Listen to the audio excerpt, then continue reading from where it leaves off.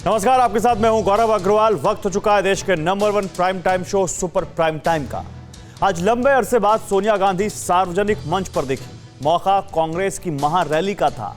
अपनी ताकत दिखाने के लिए कांग्रेस ने जयपुर में मोदी सरकार के खिलाफ रैली बुलाई थी, जिसमें सोनिया गांधी के अलावा राहुल, प्रियंका और पार्टी के तमाम दिग्गज मौजूद थे। रैली का एजेंडा महंगाई था, लेकिन राहुल गांधी का फोकस हिंदू और हिंदुत्ववाद पर था। 30 मिनट के भाषण में राहुल गांधी महंगाई और बेरोजगारी को लेकर चंद लाइनें ही उन्होंने कही। वो रामायण, गीता, गांधी और गोडसे का जिक्र कर हिंदू और हिंदुत्ववाद पर बोलते रहे। हिंदू और हिंदुत्ववाद पर राहुल गांधी की थ्योरी के बाद सियासत तेज हो गई है। देश की राजनीति में आज दो शब्दों की टक्कर है। एक शब्द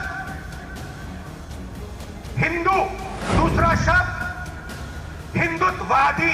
मैं हिंदू हूं मगर हिंदुत्ववादी नहीं हूं। ये सब हिंदू हैं मगर हिंदुत्ववादी नहीं है। महात्मा गांधी हिंदू, गोडसे हिंदुत्ववादी। अंदाज आक्रामक था, तेवर तल्ख थे, शब्द शब्द में तीखापन था। हिंदू और हिंदुत्व को लेकर बीजेपी पर ब्रह्मास्त्र दाग रहे राहुल गांधी पूरे रौ में थे।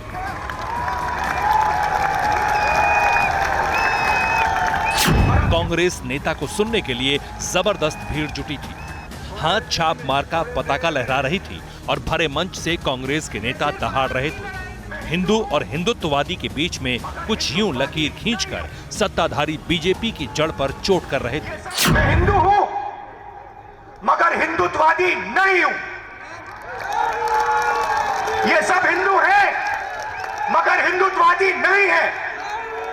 और आज मैं आपको हिंदू शब्द और हिंदुत्ववादी शब्द के बीच में फर्क बताना चाहता हूं। भाई और बहनों, महात्मा गांधी हिंदू, सही बोला? महात्मा गांधी हिंदू, गोडसे हिंदुत्ववादी। जयपुर के नगर स्टेडियम में ये रैली बुलाई गई थी। कांग्रेस ने इस रैली का नाम दिया था महंगाई हटाओ महारैली, लेकिन घोषित एजेंडे की प्रस्तावना पढ़ने के बाद राहुल गांधी सीधे हिंदू और हिंदुत्व पर आ गए। सवाल है कि जब महारैली महंगाई के राष्ट्रव्यापी मुद्दे पर बुलाई गई थी, तब राहुल गांधी ने उसे हिंदू हिंदुत्ववादी में क्यों तब्दील कर दिया? हिंदू और हिंदुत्ववादी के बीच लकीर खींचकर राहुल गांधी क्या समझाना चाह रहे थे? क्या राहुल गांधी को लगता है कि महंगाई के बजाय हिंदू हिंदुत्व से सियासी फायदा ज्यादा होगा? ये झूठे हिंदू, एक तरफ हिंदुत्ववादी और दूसरी तरफ सच्चे हिंदू, प्यार वाले हिंदू, भाईचारे वाले हिंदू, सबका आदर करने वाले हिंदू। हिंदुत्ववादियों का राज है, हिंदुओं का नहीं। हमें एक बार फिर इन हिंदुत्ववादियों को बाहर निकालना है और एक बार फिर हिंदुओं का राज लाना है। दरअसल राहुल गांधी अच्छी तरह जानते हैं कि उनका मुकाबला उस बीजेपी से है जो हिंदुत्व की राह पर चलती है, एक ऐसी विचारधारा से है जिसने 2014 के बाद ग्रैंड ओल्ड पार्टी के वजूद को हिला दिया है। आज कांग्रेस पर अस्तित्व का संकट है, लिहाजा राहुल गांधी अब सीधे बीजेपी को उसी के अंदाज में जवाब दे रहे हैं। रामायण और गीता का जिक्र कर, गांधी और गोडसे की फिक्र कर कांग्रेस के नेता ने कुछ यूं हिंदू और हिंदुत्ववादी में फर्क की उदाहरण समेत व्याख्या की। चाहे कुछ भी हो जाए, हिंदू सत्य को ढूंढता है। मर जाए, कट जाए, पिस जाए, हिंदू सच को ढूंढता है। उसका रास्ता सत्याग्रह। पूरी जिंदगी वो सच को ढूंढने में निकाल देता है। हिंदुत्ववादी अपनी पूरी जिंदगी सत्ता को खोजने में डाल देता है, लगा देता है। उसको सत्य से कुछ लेना देना नहीं। उसे सिर्फ सत्ता चाहिए और सत्ता के लिए वो कुछ भी कर डालेगा।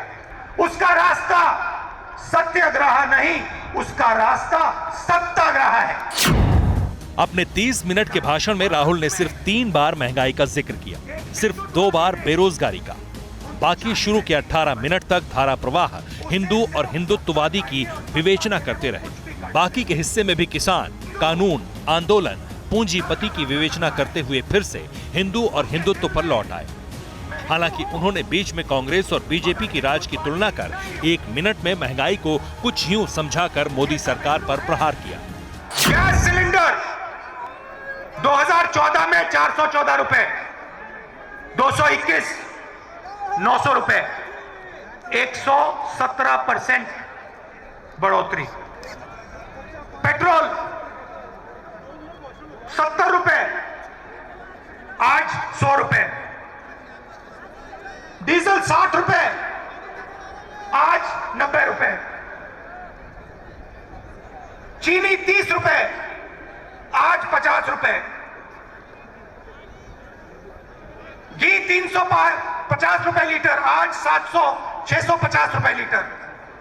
आटा 15 रुपए, आज 30 रुपए। दाल 70 रुपए, आज 190 रुपए। अच्छे दिन आ गए अच्छे दिन। राहुल गांधी उस हिंदू और हिंदुत्व पर बोलते रहे जो कांग्रेस का मजबूत पक्ष नहीं है। इसके बावजूद उन्होंने उसी लकीर को पकड़ा जो सलमान खुर्शीद ने अपनी किताब में खींची थी, जब वरिष्ठ कांग्रेस नेता ने हिंदू और हिंदुत्व की तुलना कर बोको हराम का जिक्र किया था।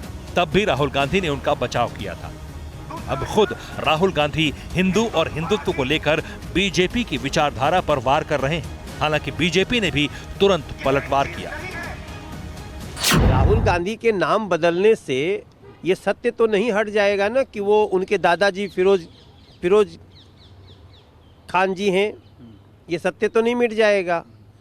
अब उनको झूठा दिखाना है कि नहीं मैं भी हिंदू हूँ, तो उसको दिखाएंगे कैसे?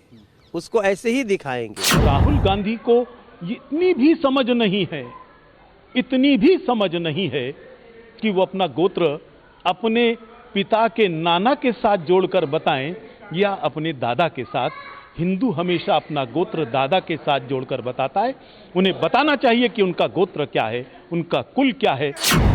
महंगाई के मुद्दे पर शुरू हुई रैली हिंदू हिंदुत्व पर आकर अटक गई। जब राहुल गांधी बोल रहे थे तब मंच पर सोनिया गांधी बैठी हुई थी, प्रियंका गांधी बैठी हुई थी, मुख्यमंत्री अशोक गहलोत थे, पार्टी के तमाम वरिष्ठ नेता थे। सोनिया और राहुल गांधी के मंच पर पहुंचने से पहले ही प्रियंका गांधी पहुंच चुकी थी। उनके सामने ही कमलनाथ, पायलट, हुड्डा समेत तमाम नेताओं का भाषण हुआ। प्रियंका गांधी ने महंगाई के मुद्दे पर सरकार को घेरा, तब जाकर सोनिया और राहुल पहुंचे। हालांकि मंच पर रहते हुए भी सोनिया गांधी ने भाषण नहीं दिया। महंगाई की इस बड़ी रैली में सोनिया गांधी मंच पर तो आई, लेकिन भाषण नहीं दिया।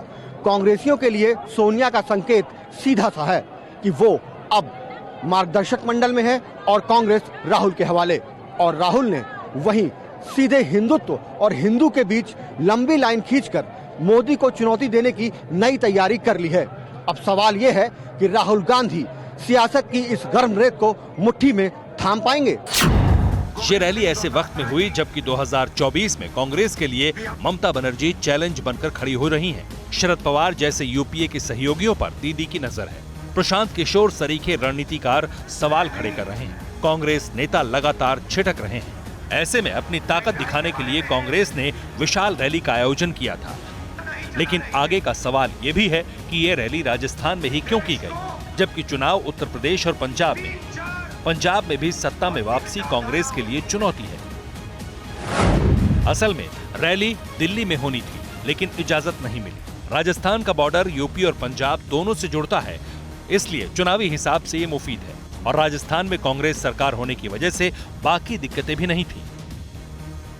यही वजह है कि जयपुर में ये महारैली बुलाई गई थी।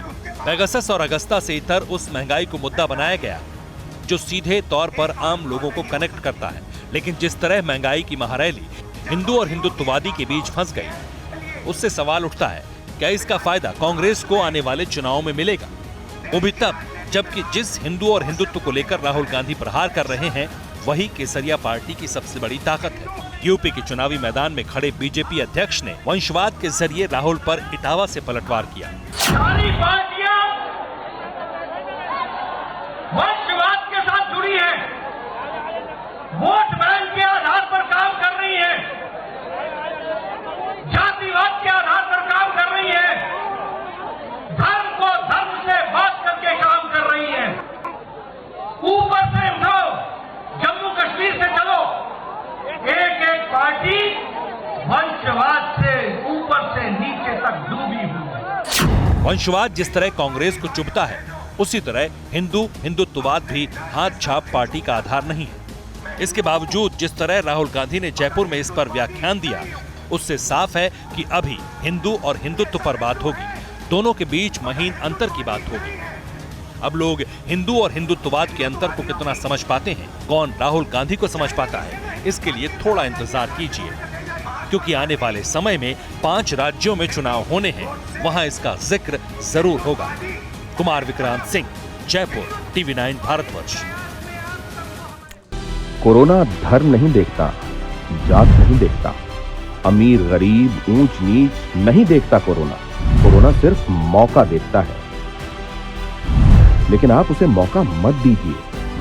बस इतना कीजिए, जब कभी दफ्तर से बाजार से घर लौटिए तो इतना ख्याल जरूर रखिए, कहीं आपके साथ कोरोना आपके घर तो नहीं जा रहा।